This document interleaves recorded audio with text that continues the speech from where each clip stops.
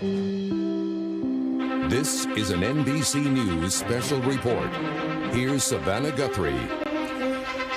Good morning, everybody. We are coming on the air with breaking news out of the White House. The president has tested positive for COVID-19. That, according to a statement from the White House released just moments ago.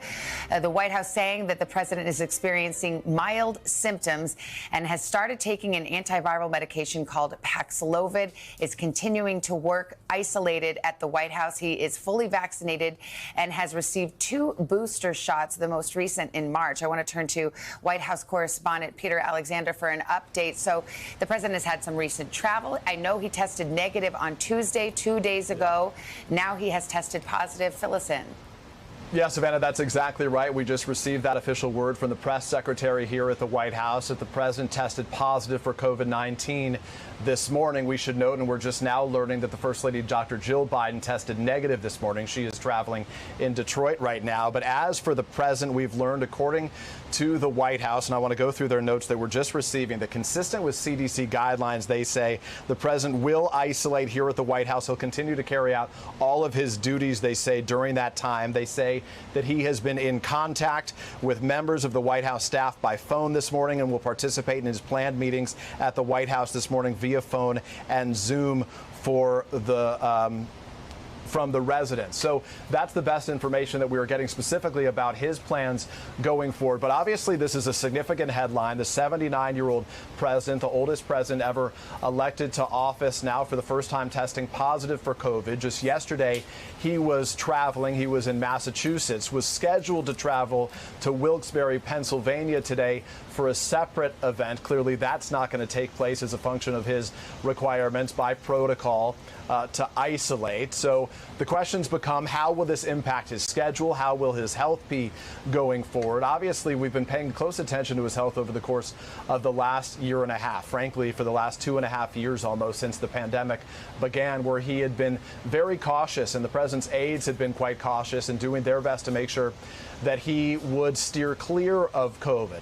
Routinely throughout the course of this presidency, Savannah, as you know, those people who would be meeting with the president would be required to wear masks, but also, and this includes staff and other world leaders, they'd be required to test before they were around the president in close proximity with him or to him for any period of time. I was traveling overseas with the president just last week when he was in Israel. He was in the West Bank. He was in Saudi Arabia as well, where we don't know the specifics on his testing cadence there, though he last tested negative earlier this week. But certainly there were a lot of precautions taken during those visits as well. But obviously, during the course of travel, the potential also exists that the president could be among others who may have had this virus. So at this time, it remains unclear exactly where he would have got it. But most notably, the White House says, to use their words, he is, quote, dealing with very mild symptoms, as they describe it, in an effort, Savannah, obviously, to try to downplay the seriousness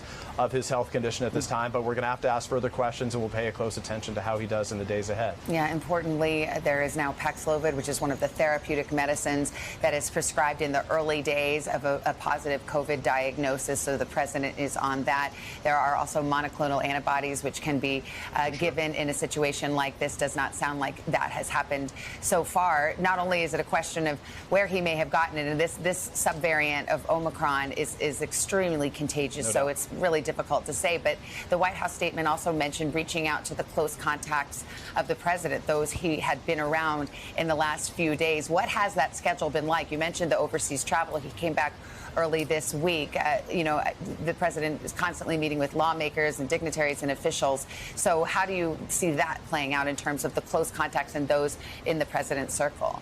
Well, he certainly has had a series of events. Yesterday, the most notable one, that was the public visit that he made to Massachusetts, where he was there with members of his staff and some other lawmakers, Elizabeth Warren, Senator Markey. They were among those who were in attendance for his remarks there in Massachusetts. But I want to go through some of the other detail that we're getting. And the White House is communicating how it's going to keep the American people up to date on the situation as it relates to the president. They say, out of an abundance of transparency, the White House will provide a daily update on the president's status as he continues to carry out the fullest duties of the office while in isolation. Per the standard protocol for any positive case, the White House medical unit is, as you note, informing all the close contacts contacts, including members of Congress, though they don't detail who those may be, and any members of the press who interacted with the president during yesterday's travel. The president's last previous test, Savannah, as we just reported, was on Tuesday when his test result was negative. He was at church when he got back from overseas on Sunday. Very briefly, we did see him again publicly, as I noted yesterday, but his public appearances have been quite limited. So for now, we only have sort of a limited view of specifically who he would have been around in the course of the last couple days, the last 48 hours, where he may have been in a position to infect others around him. But certainly those are going to be questions that we're going to be asking here at the White House. Yeah, and you started to touch on this, Peter, but it's worth repeating and getting into the specifics of it, because the president, any president, is well protected. A president who's 79 years old in the face of a COVID pandemic, certainly all the more so. And there are protocols that he has been observing since he came into office about who can have contact with the president and what you have to establish to become in close contact with the president. Can you walk us through that? Yeah, you're exactly right. I mean, the White House has been very strict in these protocols, and frankly, for the course of the time that since his presidency began, in order to be in what we describe as the press pool, that immediate group of reporters who would interact with the president in some close space, you would have to test negative that day, which is to say, if you were being invited into the Oval Office, you would have had to have a negative test before you spent any time around the president. And that wasn't unique to the press, Savannah. That applied to the members of Congress, to the world leaders, and to the members of the president's own staff, who we would routinely see wearing different neon bracelets, those sort of, those stick-em bracelets that we've been wearing so often as part of this procedure over the course of the last couple of years that would indicate that they were negative as you walked around campus. And if you were positive, you not only were not allowed on campus, but would have to test negative multiple times before your return after at least a period of, I believe it was 10 days. I tested positive a while back, and those restrictions were certainly applied to me as they are applied to everybody else. So the effort was to make sure that anybody who came into proximity with the president had to have those tests. There were obviously large events, big gatherings on the South Lawn. Not every individual who would gather for that would need to be tested, but certainly for events that happen behind closed doors in the Roosevelt Room, in the Situation Room, or in the Oval Office, those individuals would have been tested.